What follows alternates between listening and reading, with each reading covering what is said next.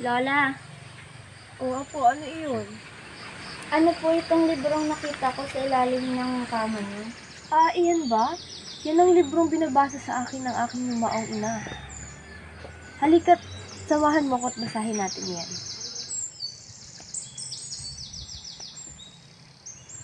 Ito ang epiko ng Ilocano, na pinamagatang ang biyag ni Lamang. Makinig ka at ikikwento ko sa iyo.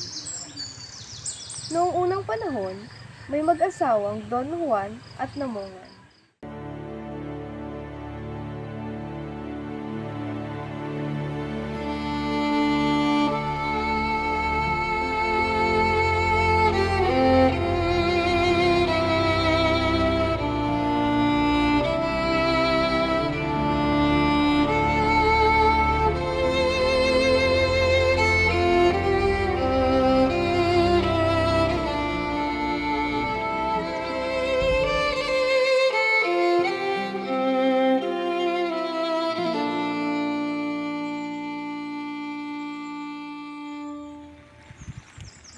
Ang daming prutas. Salamat, Juan. Mahal na kabiyak, ako muna'y aalis upang makipaglaban sa ating mga kaaway. Tandaan mo na ginagawa ko ito para sa ating tribo. Mag-iingat ka, Juan. Naipatnubayan ka ng Batahala.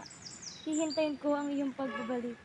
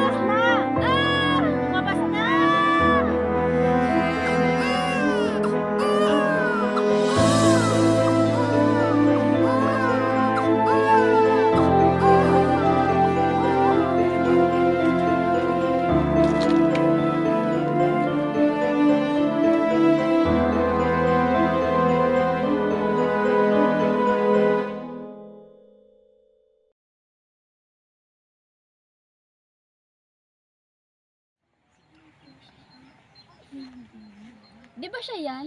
Yung di tunay na anak ni Don Juan at ni Namongan? Oo nga.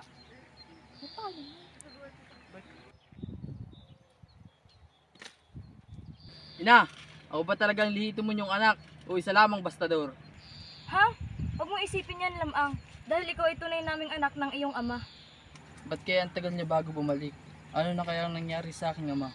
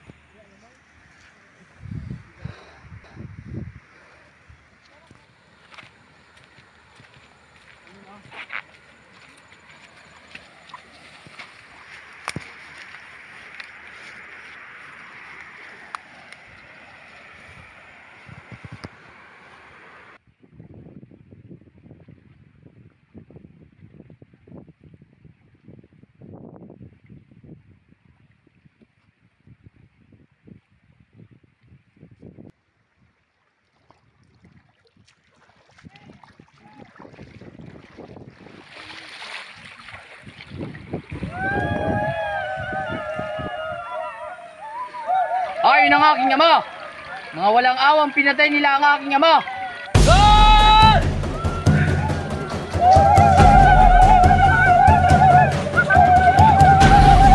Magsitigil kayo! Sino? Sino ka? Ako ang anak ng pinatay nyo. Kumanda kayo sa aking pagiganti. Ang lakas ng loob mo. Nag-iisa ka lang laban sa aming tribo. Umuwi ka na lang. Mamamatay ka din katulad ng iyong ama. Ibalik nyo ang buhay ng aking ama. Hinahamon ko kayo sa isang labanan. Sugod!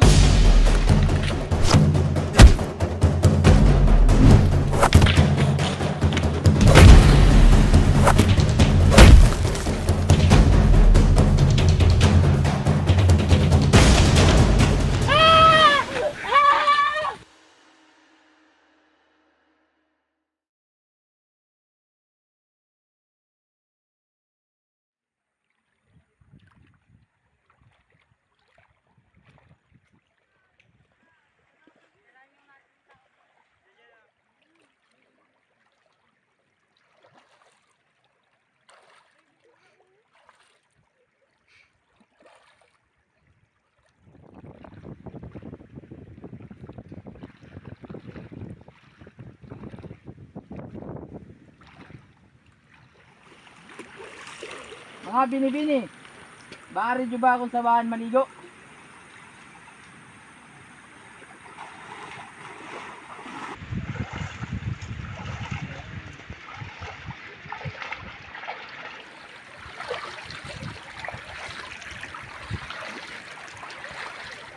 Lola, nagkaroon po ba ng kasintahan si Lamang? Oo naman. Kagaya ng lolo mo, umibig din siya sa isang babae. Gusto mong malaman kung bakit?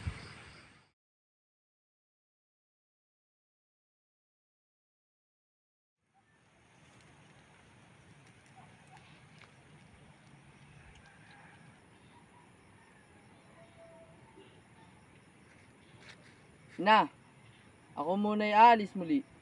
Mag-iingat ka, anak. Sana hindi ka mabigo sa iyong pasya.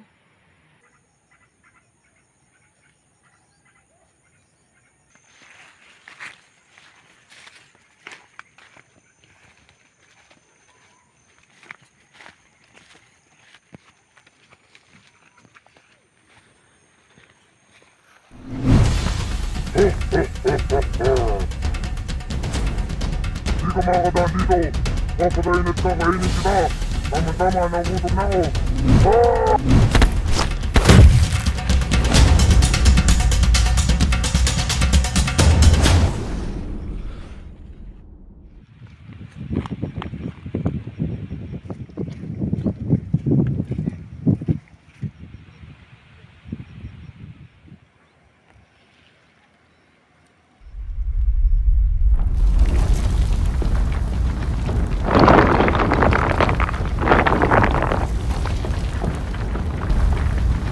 Anong ingay yun?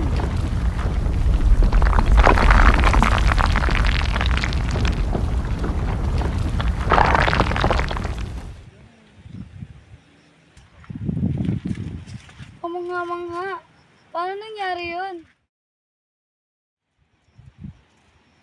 Binibini, maaari ba akong tumuloy sa iyong bahay? Tuloy ka. Maupo ka muna. Mukhang pagod ka na. Kumain ka na ba?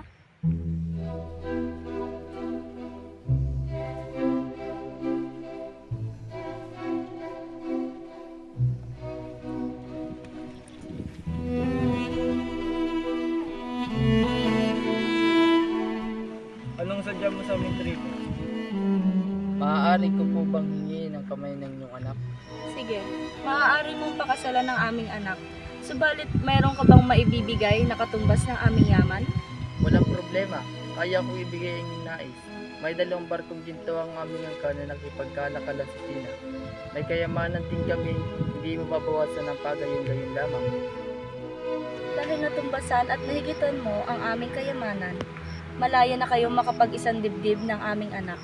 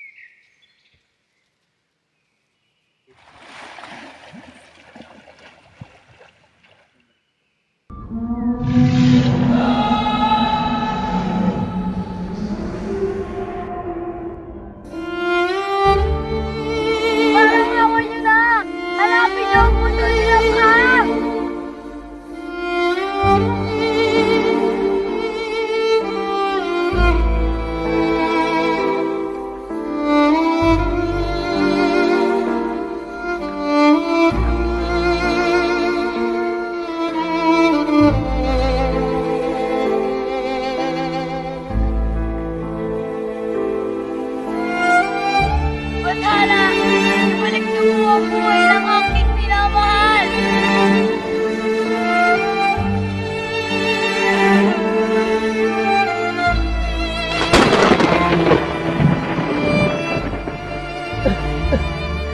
Mahal?